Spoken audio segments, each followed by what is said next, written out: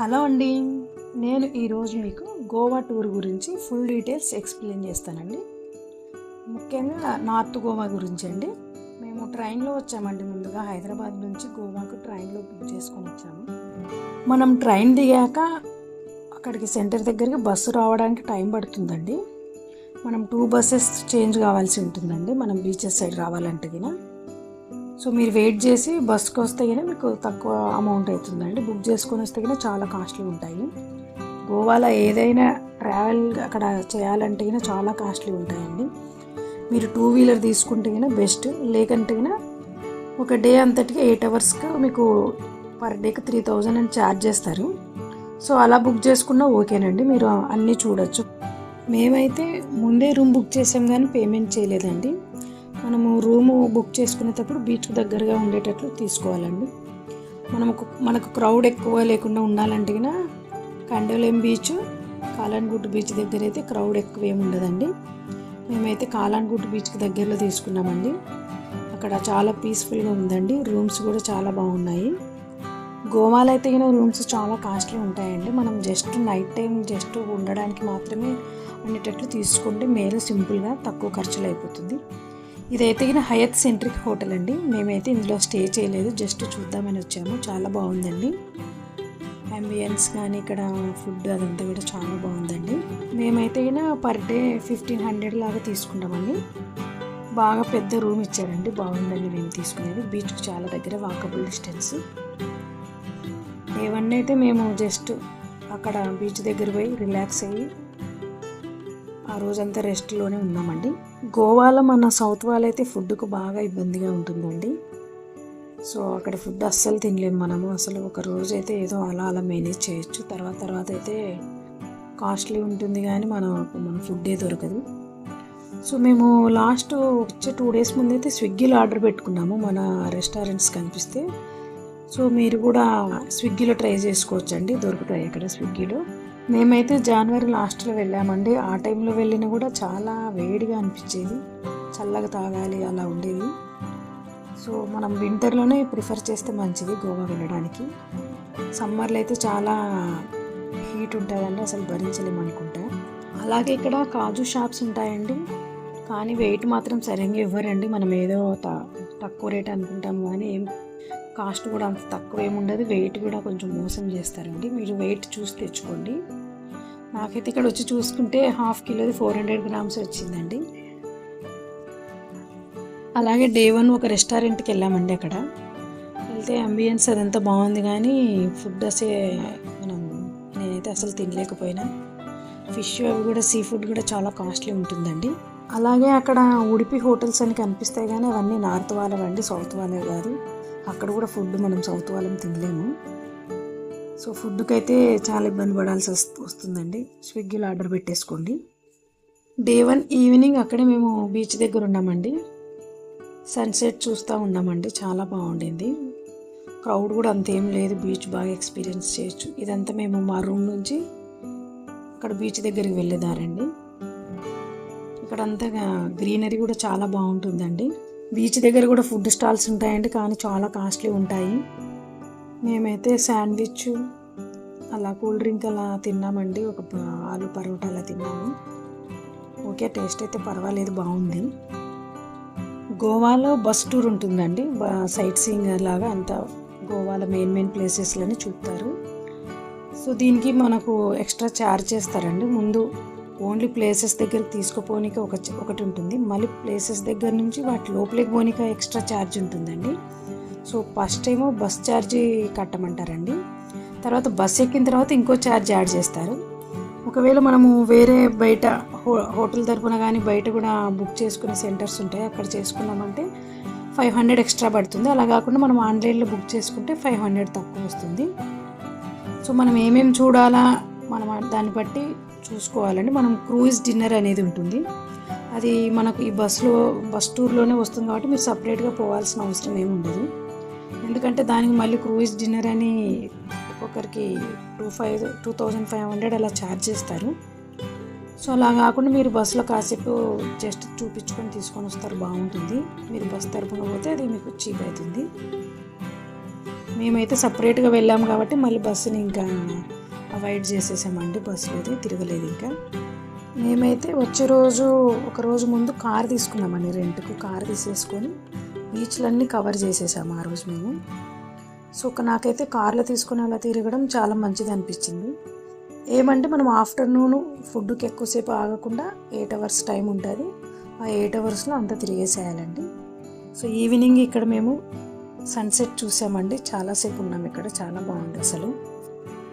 ఈ కాలన్గుట్ బీచ్ చాలా పీస్ఫుల్గా ప్రశాంతంగా ఉంటుందండి, అంతేం క్రౌడ్ ఉండదు, బీచ్ బాగా ఎంజాయ్ చేయొచ్చు, నీట్గా కూడా ఉంటుంది. అదే మనం బాగా బీచ్ అలా వెళ్ళామంటే బీచ్ అస్సలు బాగోదండి, చాలా క్రౌడ్ ఉంటుంది, బీచ్లో అంతా చెత్త చెత్త ఉంటుంది.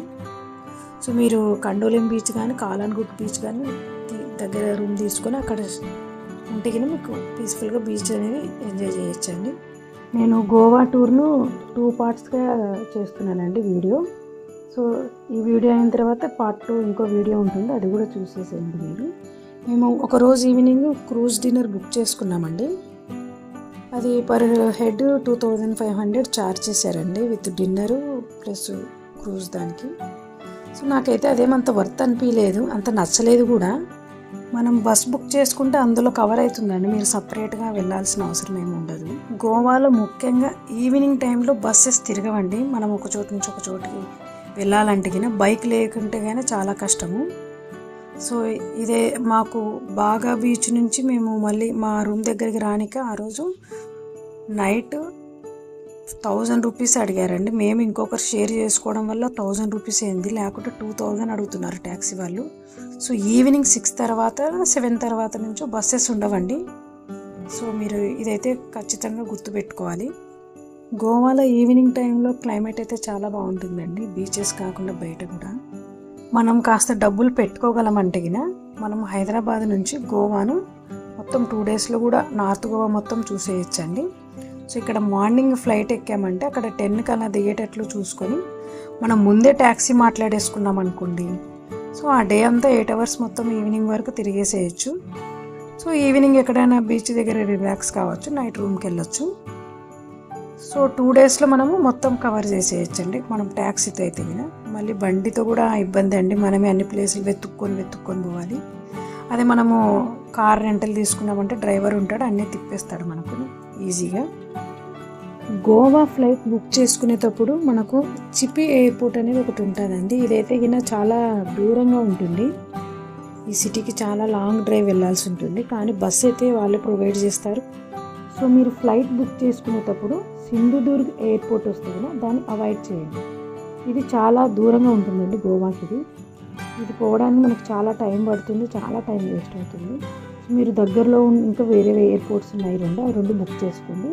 సింధుదుర్గ ఎయిర్పోర్ట్ అయితే అవాయిడ్ చేయండి. ఫస్ట్ డే అయితే మేము మార్నింగ్ అక్కడ దిగేసి రూమ్కి వెళ్ళి ఫ్రెష్ అప్ అయ్యేసరికి చాలా టైం పట్టిందండి, ఎందుకంటే మేము రూమ్ బుక్ చేసుకున్నాం కానీ మనీ పే చేయలేదన్నాను కదా, అక్కడ మాకు అడిగితే టైం పడుతుంది మీరు వెయిట్ చేయాలని చెప్పారు. సో మేము లగేజ్ అంతా అక్కడే పెట్టి బీచ్కి వెళ్ళేసి అక్కడే కొంచెం బ్రేక్ఫాస్ట్ లాగా శాండ్విచెస్ అవి తినేసి కాసేపు అక్కడే ఉండి మళ్ళీ హోటల్ అతను ఫోన్ చేస్తే 11కి అలా వెళ్ళి ఫ్రెష్ అప్ అయ్యి మళ్ళీ ఆఫ్టర్నూన్ బయటకు వచ్చి లంచ్ చేసామండి. సో మళ్ళీ రూమ్కి వెళ్ళేసి రూమ్ దగ్గర నుంచి బీచ్కి వెళ్ళామండి, అండ్ ఈవినింగ్ అంతా అక్కడే సన్సెట్ చూసుకుంటూ బీచ్ ఎంజాయ్ చేసామండి. సో నెక్స్ట్ డే వచ్చేసి మేము బాగా బీచ్ దగ్గరికి వెళ్ళామండి. బాగా బీచ్ దగ్గర చాలా క్రౌడ్ ఉంటుందండి, ఇక్కడ టూరిస్ట్ లాగా వచ్చే వాళ్ళందరూ కూడా అక్కడికి వచ్చేస్తారండి, అస్సలు నీట్గా కూడా ఉండదండి. బాగా అక్కడ షాపింగ్ చేయడానికి ఉంటుంది, క్రౌడ్ ఎక్కువ ఉంటుంది. అయితే ఈవినింగ్ టైంలో కూడా అంత పార్టీ వైబ్ ఉంటుందండి, డెకరేషన్ కానీ ఆ లైట్స్ కానీ సాంగ్స్. సో మేము మళ్ళీ నైట్ టైం రిటర్న్ అయ్యామండి. నైట్ టైం రిటర్న్ అయ్యేప్పటికీ బస్సెస్ ఉండవని చెప్పారు, అక్కడ 6 తర్వాత బస్సెస్ ఉండవంటండి. సో అది మాకు తెలియదు. సో మేము ఇంకా 2 వీలర్ ఏం తీసుకోలేదు కాబట్టి ట్యాక్సీ బుక్ చేసుకోవాలని చూస్తే అందరూ 3000 4000 అలా చెప్తున్నారు. సో మేము ఇంకో మేడము ఆమె కలిసి బుక్ చేసేసుకొని ఇద్దరం షేర్ చేసేసుకున్నామండి. 3000 అలా అయింది, ఇద్దరం షేర్ చేసుకున్నాం 1500 లాగా. మేము 2000 పే చేసాము, ఆమె ఒక్కతే ఉందని 1000 పే చేసేసింది. సో సెకండ్ డే ఇలా గడిచిందండి. సో నెక్స్ట్ డే మేము అక్కడ ఎదురుగా ఉడిపి హోటల్ ఉందని ఉడిపి హోటల్లో బ్రేక్ఫాస్ట్ చేయడానికి వెళ్తేనా పక్కన మన సౌత్ ఇండియన్ డిషెస్ ఏమీ లేవండి, అన్నీ నార్త్ వాళ్ళే ఉన్నాయి. ఈవెన్ ఉప్మా ట్రై చేసిన కూడా చాలా స్వీట్గా ఉంది. సో అక్కడ బ్రేక్ఫాస్ట్ ఏం నచ్చలేదండి, బఫే లాగా వెళ్ళాము కానీ కాస్ట్లీ ఉండింది. సో అక్కడ అన్ని ఉడిపి నేమ్స్ ఉంటాయి కానీ మన సౌత్ డిషెస్ దొరకవండి. నెక్స్ట్ డే ఇంకా మేము ఆ రోజు బాగా బీచ్లో బాగా లేట్ అయిపోయిందండి మనం రూమ్ తిరిగి వచ్చేసరికి. సో నెక్స్ట్ డే ఏదైనా బస్సులో వెళ్ళాలంటే కన్నా ముందే బుక్ చేసుకోవాలన్నారు. సో అది వీలు కాలేదని ఈవినింగ్ క్రూజ్ దానికి బుక్ చేసుకున్నామండి. సో పర్ హెడ్ 2500 అన్నారండి. సో చాలా కాస్ట్లీ అండి అది, కానీ అంతేం నచ్చలేదు నాకు ఎందుకు మరి. సో నెక్స్ట్ డే మేము బస్ బుక్ చేసుకున్నామండి హోటల్ తరపున. సో హోటల్ తరపున బుక్ చేసుకునేందుకు మాకు ఎక్స్ట్రా పడిందండి. అదే మనం ఆన్లైన్లో చూసుకొని బుక్ చేసుకుంటే ఎక్స్ట్రా ఛార్జెస్ ఉండవండి. ఈ హోటల్ అతను బుక్ చేసినందుకు కమిషన్ తీసుకుంటారనమాట. సో మీరు ఆన్లైన్లో చూసేసుకొని ఆన్లైన్లో బుక్ చేసుకోవచ్చు అండి, మీకు సెర్చ్ చేస్తే కనిపిస్తాయి అందులో. సో మీరు ట్రైన్ దిగిన వెంటనే మనం బస్ ఎక్కే ప్లేస్ వాకబులేనండి, జస్ట్ ఒక 2-3 మినిట్స్లో మనం బస్ ఎక్కే స్పాట్ దగ్గరికి రావచ్చు. సో అక్కడ మనము ట్యాక్సీ అని అంటుంటారు, ట్యాక్సీ ఎక్కితే చాలా కాస్ట్లీ ఉంటుంది. అక్కడికి బస్సులు వస్తాయండి, ఆ బస్సు ఎక్కితే మనం బస్ స్టాండ్ దగ్గరికి తీసుకెళ్తారు. బస్ స్టాండ్ నుంచి మనం అప్పుడు గోవా దగ్గరికి రావచ్చండి. సో కొంచెం టైమే పడుతుంది, మీరు కొంచెం ఖర్చు కాకూడదు అనుకుంటే ఇలా రావచ్చు. లేదు మేము మనీ పెట్టుకోగలమా అని అనుకుంటే ట్యాక్సీ కానీ అది బుక్ చేసుకొని రావచ్చు. అంటే మనకు అక్కడ ఊబర్ అలా ఏవి వర్క్ చేయవండి. అయితే ఈవినింగ్ టైంలో టీ బాగా దొరికేదండి, టీ స్నాక్స్ మంచిగానే ఉండేది, టీ అయితే బాగానే ఉంటుందండి అక్కడ. అలాగే మనకు ట్రైన్ దిగిన తర్వాత కాఫీ షాప్ కనిపిస్తుందండి ఒకటి, చాలా బాగుంటుంది అక్కడ. సో మనకు బస్సు వచ్చేటప్పుడు మనం కాఫీ కూడా తాగేసేయచ్చు అండి, కాఫీ అయితే ట్రై చేయొచ్చు అక్కడ, బాగుంది. నేనైతే గోవాలో సీ ఫుడ్ కొంచెం తక్కువ రేటే ఉంటుంది అనుకున్నా, కానీ ఎక్కడికి పోయినా రోడ్డు మీద అయినా కూడా పెద్ద పెద్ద రెస్టారెంట్లలో అయినా కూడా కాస్ట్లీనే ఉందండి ఫుడ్ అయితే. సీ ఫుడ్ కూడా కాస్ట్లీనే ఉంది. సో మరిన్ని అప్డేట్స్ కోసం దిస్ ఈజ్ లీలా యూట్యూబ్ ఛానల్ని లైక్ చేయండి, సబ్స్క్రైబ్ చేయండి, షేర్ చేయండి, అలాగే కామెంట్ చేయండి.